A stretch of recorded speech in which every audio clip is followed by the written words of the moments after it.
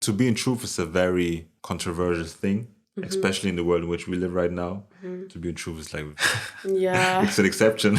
And that's so interesting that to be in truth is an exception in this society. That just shows what society is based A on and rooted system. in, you know?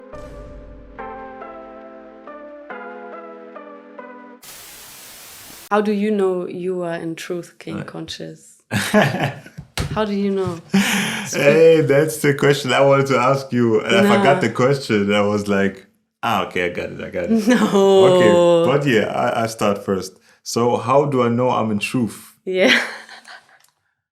I was hoping to get an answer from her, That's crazy. so I don't have to answer this. But yeah, so that's how karma works, I think. Wow. I really catch shit and send it back to you. See? Truth.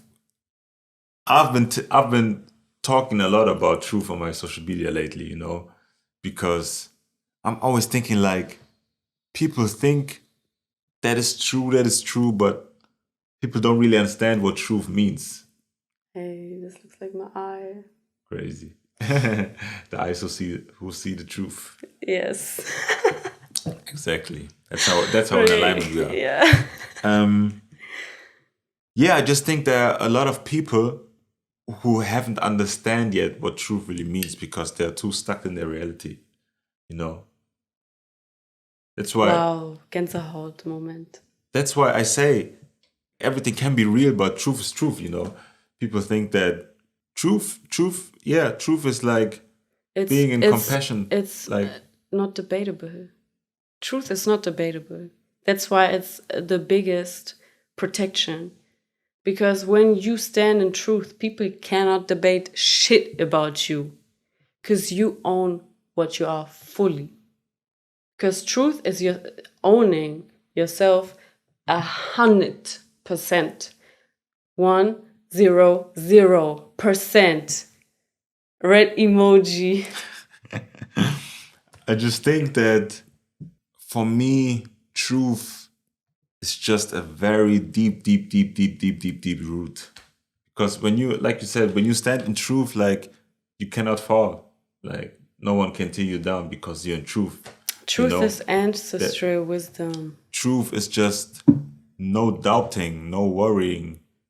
It's just fully present, you know? Yeah, it is. It just is. It's not debatable. Yeah. And it's not influenced by anything. It does not fluctuate. It just stands. And that's the thing. When you're in real truth, this truth will web into every aspect of life. Because you are radiating this truthful energy into everything, you know? But when you're just stuck in your reality, it's like you don't have control over yourself because automatically to be in truth means to be in control of yourself, you know? When you see how people are behaving with each other, they're just being controlled by different entities, you know? They're being controlled not by themselves. They don't have this response flexibility to see like multiple choices within a situation and choose to consciously do that, consciously do this. Like, I'm angry right now because I have to let go of that emotion, not like I'm just shouting at people who are just letting it out, uncontrolled. Yeah, uncontrolled, like an uncontrolled vessel, like you're just opening and something is just popping out. Used, possessed, kinda. Exactly. And that's how I discovered that I am in truth, because really everything that I choose to do, not everything, but almost everything that I choose to do, I choose it by myself, you know? Because, for example, I'm not fighting it. You don't fight truth because truth is truth. You wouldn't fight it if you know it's real. There's no room for discussion. Exactly. Truth. Exactly. It's not a lie. It's not that there's something behind it. It's not that. It's not a deception. Yeah, it's like not most of what you hear. It's just truth. Like that's how you can describe truth. I hope everyone will understand what truth is. So when you're in truth, you're just so strongly connected to yourself, to what you are doing, to what you're saying, to what you are expressing, that actually we just don't give a fuck about anything else because you know it's truth, you know? But if you're not in control of yourself, you're automatically not in truth. So you're just stuck in the reality you're living. You just Yeah, and believe. that reality is not orchestrated by your highest truth. It is orchestrated by your beliefs towards a reality. You think it's like that, that's why you're experiencing it like that. But is it your highest truth? What your soul is wanting for you in your highest potential? I think it's so interesting how for most people it is a crazy thought to go after your truth and live out your truth. Because when they see people who are in truth, many even get intimidated because they don't discuss with you, they don't question you, they don't try to throw stones at you because they know you have a shield. They know they just hurt themselves. We're like a mirror. Being in truth will always be a mirror to those around you. Because to be in truth, you really got to be very vulnerable, very transparent, very open, and stand for it. That's what it means to stand for yourself 100%. It's like not only the good things about yourself, also the very bad things about yourself. Like the things we talked about in the beginning, the shadows. You gotta love your shadows to freely celebrate your highest highs and accept both of them as yourself. That is truth. So many people only want to see the best of themselves. That's why they suffer a lot, because every single time they're not living according to their expectations, they're suffering with all this guilt, how they should be doing amazing all the time. Truth is one. Yeah, it doesn't know no separation. You cannot be only this. You are both. Do you love all of it? Because most people don't. And that's why they get intimidated by people who do. And somebody's got to do it. That's why all people love those who are in truth. Because you get inspired, no matter if they triggered you or not. They trigger something in them, and you got to be grateful that they're opening a door for you to ask yourself a question about your beliefs. If we was all in truth, everyone was living in truth, we would understand that a lot of us have very different belief systems. Yeah, it would be so interesting to communicate that. Yes. If people could just authentically and freely liberated communicating with each other, that would be so inspiring. That's why we are really doing such an important job, and others too. We get inspired by others who do the same, who just being authentically themselves, to being in truth, that inspires us to also be in truth so we can inspire others. And I think to be in truth is a very controversial thing, especially in the world in which we live right now. To be in truth is like, it's an exception. And that's so interesting that to be in truth is an exception in this society. That just shows what society is based on and rooted in, Yeah. That's that's a We're thing. all little soldiers. We're all supposed to be a little military. I wanted to ask you a question. Do you think can deceive in truth? Deceive who? Whoever, somebody else or someone else, but is it possible? What I'm thinking is no. Because I asked, deceive who? Because you can only deceive yourself. You don't go ahead and deceive if you wouldn't do the same to yourself. I don't go ahead and deceive myself, so I don't have the urge to deceive someone. And why do I not have the urge? It's because I'm in truth. Deception is manipulation. And why do I have to try to change the perspective of people, deceive them, when everything about myself is truth, undebatable? You get what I'm saying here? Mm-hmm. So I think deception is the opposite of truth, to be honest.